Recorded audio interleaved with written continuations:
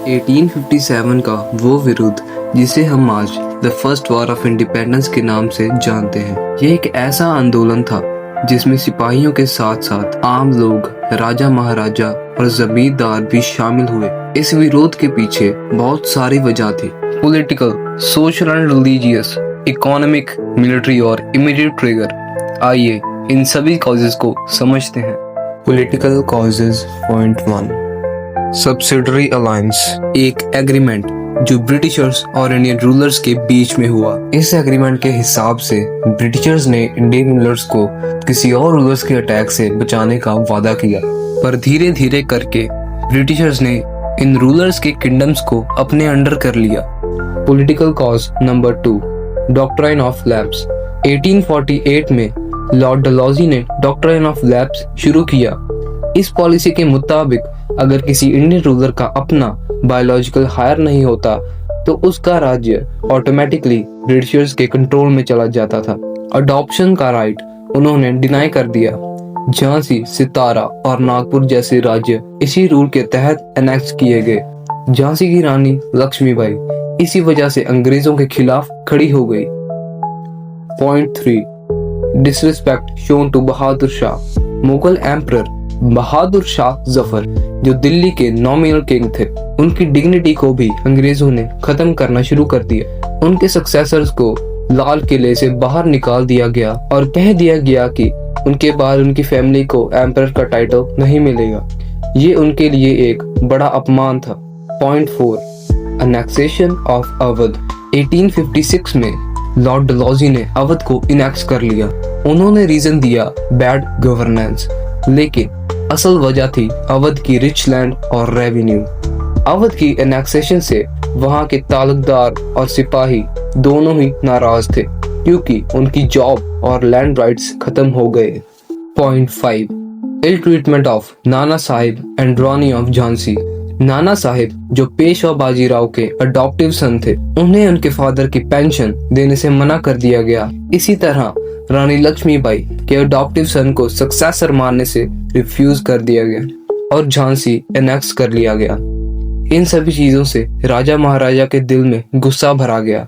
Social and religious causes. Point 1, abolishing of sati 1829। Sati प्रथा जिसमें एक विडो अपने हस्बैंड की फ्यूनरल पायर पर जल जाती थी, उसे 1929 में लॉर्ड विलियम बेंट्रिक ने बैन कर दिया। ये एक रिफॉर्म था, लेकिन उस वक्त के समाज ने इसे अपने धर्म में दखल अंदाजी के रूप में देखा। बहुत लोगों को लगा कि अंग्रेज उनके कस्टम्स को तोड़ना चाहते हैं। Point 2, Christian converts property rights act 1850। 1850 में एक लॉ पास हुआ जिसमें कहा गया कि कोई हिंदू क्रिश्चियनिटी एक्सेप्ट कर ले तो भी उसका प्रॉपर्टी राइट्स बना रहेगा। इससे लोगों को डर लगा कि अंग्रेज जबरदस्ती उनका धर्म बदलने की कोशिश कर रहे हैं। Point 3, window remarriage act 1856। 1856 में विडो रीमैरिज एक्ट पास किया गया। इस एक्ट का मकसद था विडोज को नई जिंदगी देना, लेकिन समाज के कंजर्वेटिव लोगों ने इसे अपने रिलीजन के खिलाफ माना। Economic causes. Point 1, exploitation of resources. Britishers ने इंडिया के रॉ मटेरियल्स को चीप में ले जाकर अपनी इंडस्ट्रीज में यूज किया और फिर वही फर्निश्ड गुड्स को इंडिया में महंगी कीमत में बेचा।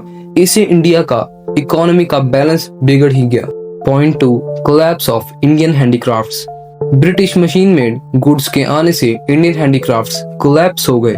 टेक्सटाइल जो भारत का प्राइड था पूरी तरह गिर गया। कारीगर बेरोजगार हो गए। Point 3, drain of wealth. British officials India से पैसा कमाकर ब्रिटेन भेजते थे। ये ड्रेन ऑफ वेल्थ थ्योरी दादा भाई नौरोजी ने समझाई। इससे इंडिया की इकोनॉमी और बिगड़ने लगी। Point 4, unemployment. इंडस्ट्रीज के गिरने और एग्रीकल्चर पे ज्यादा प्रेशर आने से लोगों को जॉब अपॉर्चुनिटीज नहीं मिल रही थी। गरीबी और फ्रस्ट्रेशन दोनों बढ़ने लगी। Military causes. Point 1, ill treatment of Indian sepoys. Britishers officers Indian sepoys को डिसरिस्पेक्ट करते थे। उनको अपने कल्चर और रिचुअल्स फॉलो करने की फ्रीडम नहीं दी जाती थी। Point 2, inferior status and low salaries. Indian soldiers को कम सैलरी मिलती थी और प्रमोशन सिर्फ अंग्रेजी ऑफिसर्स को। सिपाही हमेशा सेकंड क्लास सिटीजन की तरह ट्रीट होते थे।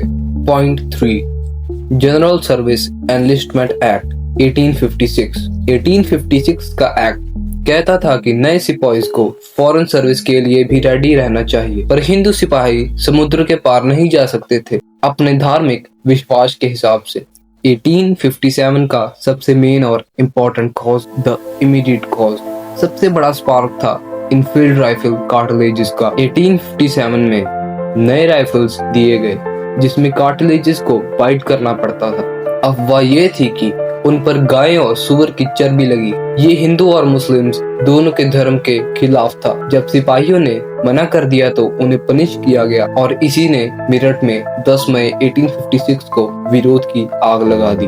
दोस्तों, ये सभी पॉलिटिकल, सोशल, रिलीजियस, इकोनॉमिक और मिलिट्री कॉजेस एक साथ मिलाकर भारत में एक ऐसा माहौल बनाते हैं जहां लोगों ने अंग्रेजों के खिलाफ खड़े होने का फैसला लिया और इनफील्ड राइफल का इशू एक चिंगारी बनकर आया जिसने इस आग को भड़काया। इसलिए 1857 के विरोध को भारत की पहली आजादी की लड़ाई कहते हैं।